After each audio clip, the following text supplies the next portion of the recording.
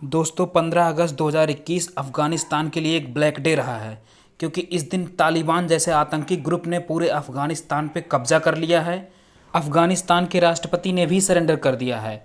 तो इस video presentation के माध्यम से हम ये जानने की कोशिश करेंगे कि जो भारत ने लाखों डॉलर वहाँ पे इन्वेस्ट किए हैं या फिर जो भारतीय वहाँ पे फंसे हुए हैं उनका क्या होगा।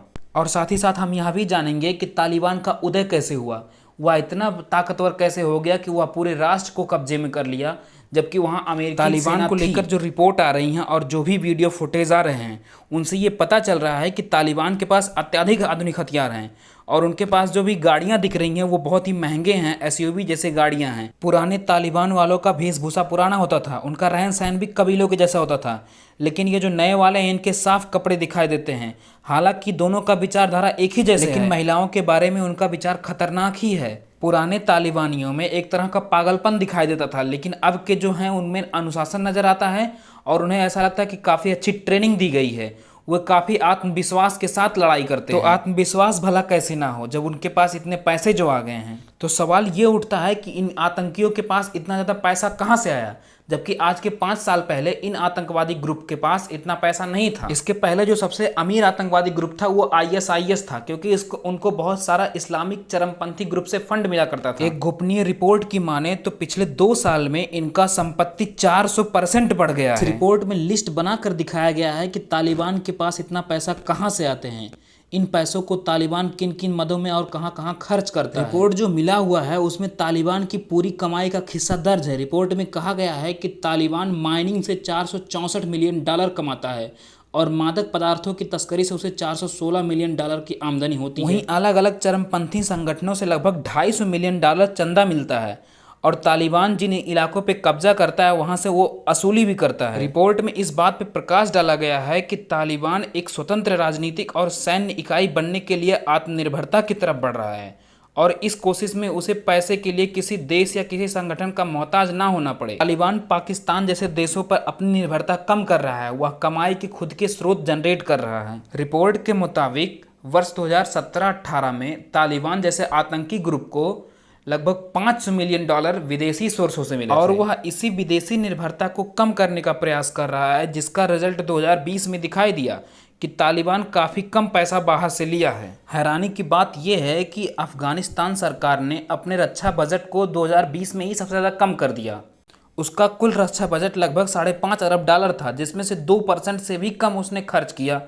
हालांकि तालिबान को अफगानिस्तान की सीमा से खदेड़ने का ज़्यादातर पैसा अमेरिका खर्च कर रहा था, लेकिन एक्सपर्ट बताते हैं कि अफगानिस्तान सरकार ने रक्षा बजट पैसे खर्च नहीं किए, जिसकी वजह से आज की स्थिति पूरी तरह से बदली हुई है। तालिबान को रोकने में अफगान सरकार पूरी तरह से नाकाम हो गई और वहीं दूसरी तरफ अमेरिका दावा करता है कि हमने पिछले 20 साल में लगभग $1 ट्रिलियन अमेरिका के ऊपर खर्च कर दिया, उनको हथियार देने में और उनको ट्रेनिंग देने में। अमेरिकी सेना अफगानिस्तान में थी, उसके बावजूद भी तालिबान ग्रुप ने पूरे काबुल को घेर लिया। इससे अमेरिका की मजबूती पर सवाल उठता है। व्यापारिक नज़रिए से देखा जाए तो तालिबान ने लगातार तरक्की की है और उसने पैसे का स्रोत बनाए रखा है और उसी की बदौलत आज तालिबान काफ़ी बदला नजर आता है। उसने अपनी विचारधारा में थोड़ा परिवर्तन करते हुए अंतर्राष्ट्रीय संगठनों से बातचीत करना तक शुरू कर दिया है, क्योंकि तालिबान अब जानने लगा है कि अगर उसे वैश्विक मंच पर रहना है तो उसे बातचीत करनी होगी और उसे अपने संगठन को जिंदा रखना है तो पैसे कमाने के अलग अलग स्रोत के बारे में सोचना। 13 अगस्त तक ये बात साफ हो गया कि अमेरिकी सेना वहां पे हार गई है और वह भाग चुकी है। अब राजधानी काबुल में चंद अमेरिकी सेना के जवान बचे हैं जिन्हें 31 अगस्त तक अफगानिस्तान की ज़मीन को खाली करना है।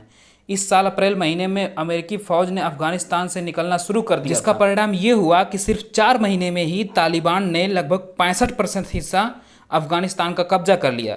जिसके बाद ये सवाल उठने लगा है कि आखिर अमेरिका अफगानिस्तान में इतने बुरी तरह कैसे हारा, अमेरिका की नाक के नीचे तालिबान ने अपने नेटवर्क को इतना विस्तार कैसे कर लिया, आखिर तालिबान इतनी शक्तिशाली कैसे बन गया। सिर्फ 4 महीने में ही आतंकवादियों ने पूरी राजधानी को कब्जे में ले लिया।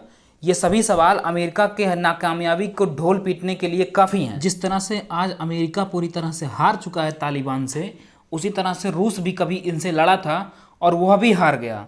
मतलब कि ये हुआ कि रूस और अमेरिका दोनों ही तालिबान से हार चुके हैं। जहाँ जहाँ भी तालिबान का कब्जा हुआ है उन इलाकों में शरिया कानून और इस्लामिक कानून को लागू कर दिया गया है। तालिबान ने अपने एक एक विरोधियों का गला काट दिया। धार्मिक अल्पसंख्यकों को या तो मुसलमान बना दिया गया या फिर ख़त्म कर दिया गया। तालिबान ने क्रूरता का हर वो काम किया है जिसे इस्लाम में हराम कहा गया है। जिस वक्त अफगानिस्तान में रूस ने हमला किया था उस वक्त मुल्ला उमर कॉलेज का छात्र था और उसने अमेरिका की मदद से रूस को देश से भगाने के लिए तालिबान की स्थापना की थी। अमेरिका ने मुल्ला उमर को काफ़ी ज़्यादा मदद किया था, पैसे और हथियार दिए थे। अमेरिका से पैसे और हथियार के बदौलत तालिबान का विस्तार होता गया जो ईरान में आधुनिकता की वकालत कर रहा था। वहीं अमेरिका अफगानिस्तान में मजहब के नाम पर मुसलमानों को भड़का रहा था। अमेरिका तालिबान के जरिए कहता था कि रूस अफगानिस्तान में इस्लाम खत्म करने आया है। अमेरिका ने अफगानिस्तान में रूस के द्वारा समर्थित सरकार को खत्म किया। एक वक्त था जब अमेरिका को तालिबान बहुत प्यारा लगने लगा था, लेकिन 11 सितंबर 2001 को अमेरिका के वर्ल्ड ट्रेड सेंटर पर हुए हमले के बाद अमेरिका द्वारा ही बनाए गए सऊदी अरब के आतंकी ओसामा बिन लादेन को जब मुल्ला उमर ने अमेरिकी के हमले करने से मना कर दिया तो बौखलाए हुए अमेरिका ने अफगानिस्तान पर हमला कर दिया। प्रसून भाषा में तालिबान का मतलब स्टूडेंट होता है। शुरुआत में इसका लीडर मुल्ला उमर था जिसने 50 स्टूडेंट के साथ इस ग्रुप को बनाया था, लेकिन समय के साथ साथ इसमें पाक के रिफ्यूजी ज्वाइन करते गए और ये लोग बहुत ही धार्मिक कट्टर होते गए, एक्सट्रीम राइट विंग मेंटलिटी के थे। तालिबान को पाक और सऊदी अरब का सपोर्ट मिला और ये भी कहा जाता है कि तालिबान को अमेरिका ने ही बनाया है।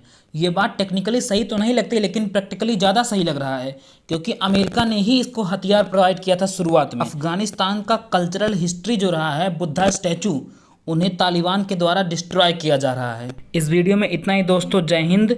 वीडियो पसंद आया तो लाइक कीजिए, चैनल पर पहली बार आए हैं तो सब्सक्राइब कीजिए और दोस्तों के साथ ज़रूर शेयर कीजिए। धन्यवाद।